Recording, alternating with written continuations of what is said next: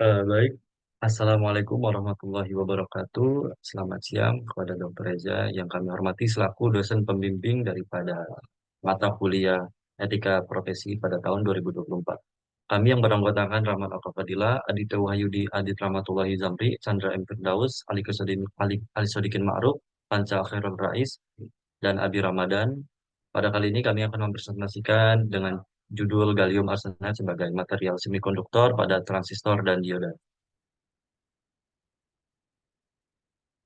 Next. Bahan semikonduktor yang paling banyak digunakan adalah silikon yang dinamakan dengan Si. Namun, silikon memiliki kelemahan, yakni tidak dapat digunakan pada komponen elektronika yang membutuhkan pengolahan input dengan kecepatan yang tinggi. Bahan semikonduktor yang dapat mengatasi masalah tersebut adalah gallium arsenide yang disimbolkan dengan GaS. Bahan ini memiliki sifat-sifat yang lebih unggul dibandingkan dengan silikon biasa. Namun kendalanya yaitu biaya produksi yang lebih tinggi dibandingkan dengan silikon biasa, serta karakteristik dari thermal daripada GS ini yang harus diperhatikan karena dapat mempengaruhi kinerja pada perangkat yang digunakan. GAS ini dapat dengan mudah menyebarkan panas karena GAS memiliki konduktivitas thermal yang cukup tinggi. Hal tersebut yang dapat menurunkan kinerja daripada transistor maupun dioda. Pada kali ini kita akan membahas lebih lanjut terkait fungsi daripada bahan gallium arsenide sebagai material semikonduktor dan yang diaplikasikan pada transistor dan dioda. Selanjutnya akan dilanjutkan oleh rekan saya.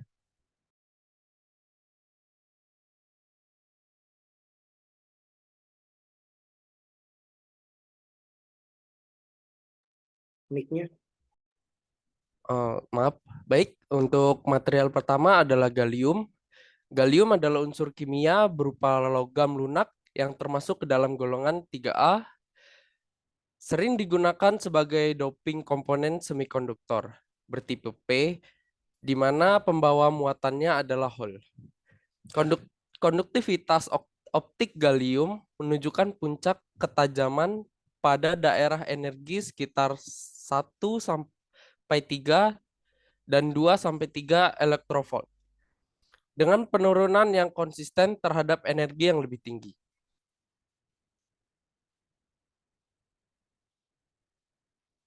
Baik, selanjutnya akan dilanjutkan oleh teman saya. Persilakan. Terima kasih yang sudah menjelaskan sebelumnya. Di sini material yang kedua adalah arsenik. Arsenik sendiri merupakan unsur kimia golongan 15, di mana elemen golongan ini memiliki sifat yang dapat berubah-ubah. Arsenik sendiri adalah unsur kimia yang memiliki simbol AS dengan nomor atom 33 dan memiliki bobot atom 74,92. Arsenik memiliki titik leleh sebesar 817 derajat Celcius. Arsen merupakan logam anorganik berwarna abu-abu. Arsen ini pada konsentrasi rendah terdapat pada tanah, air, makanan, dan udara. Arsenik juga dikategorikan sebagai metaloid karena memiliki sifat yang dihasilkan dari perpaduan antara logam dan non-logam. Dikarenakan arsenik adalah golongan ke-15 pada tabel periodik sehingga mempunyai atom yang memiliki 5 elektron valensi yang biasanya digunakan sebagai doping pada semikonduktor tipe N dan mayoritas pembawa muatannya adalah elektron. Terima kasih, akan dilanjutkan oleh teman saya.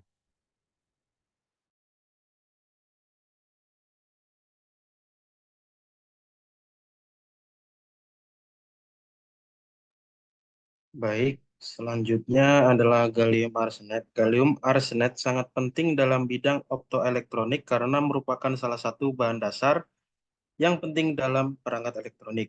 Bahan ini memiliki kisi kristal yang kestabilan strukturnya tinggi. Gallium arsenide sebagai semikonduktor biner terdiri dari penggabungan dua unsur, yakni gallium kelompok 3 dan arsenik kelompok 5 pada tabel unsur periodik. Kombinasi atom dari penggabungan kedua kelompok tersebut memberikan sifat-sifat elektrik unik dan sangat bagus dalam pembuatan detektor foton. Gallium arsenide mempunyai mobilitas elektron yang lebih tinggi sehingga dapat digunakan dalam perangkat yang membutuhkan kecepatan dan frekuensi yang tinggi.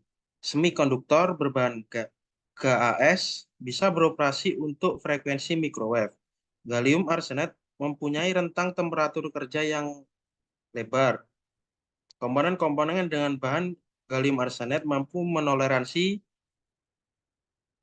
rentang temperatur dari minus 200 derajat Celcius hingga 200 derajat Celcius, serta hambatan intrinsik yang tinggi dapat mempermudah isolasi dari bermacam-macam komponen dalam satu landasan.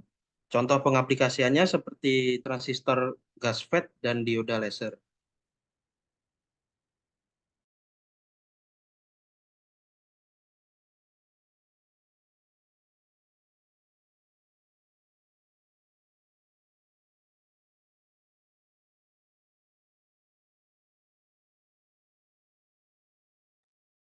Selanjutnya, komponen yang telah di kom- fungsi-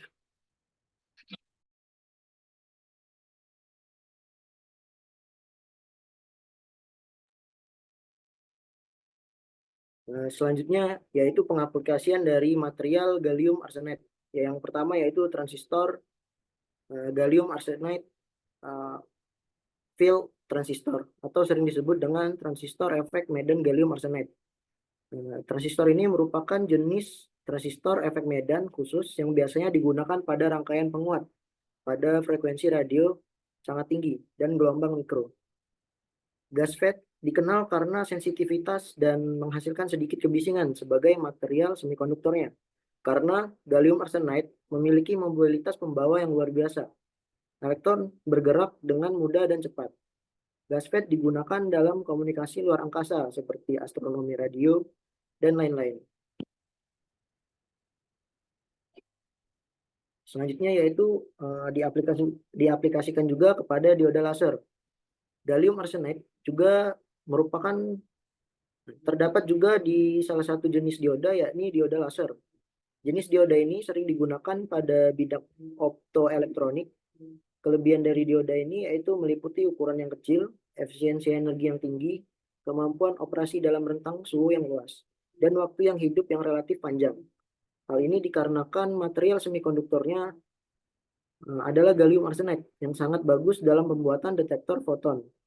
Konduktivitas optik dari gallium dapat menghasilkan ketajaman pada energi. Selanjutnya akan dijelaskan oleh teman saya.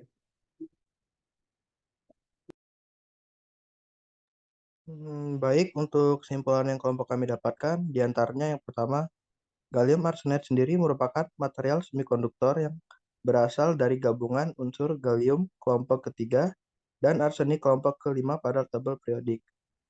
Yang kedua, gallium arsenide merupakan material semikonduktor yang memiliki kelebihan seperti mobilitas elektron yang lebih tinggi yang dapat digunakan pada komponen yang membutuhkan kecepatan dan frekuensi yang tinggi. Yang ketiga, material berbahan gas juga dapat beroperasi untuk frekuensi microwave. Dan untuk yang terakhir, dari kelebihan-kelebihan tersebut, gas diaplikasikan sebagai bahan semikonduktor pada transistor GASFET dan dioda laser, di mana kedua komponen ini membutuhkan material semikonduktor yang dapat beroperasi pada frekuensi yang tinggi dan material semikonduktor yang dapat membuat detektor foton yang sangat baik.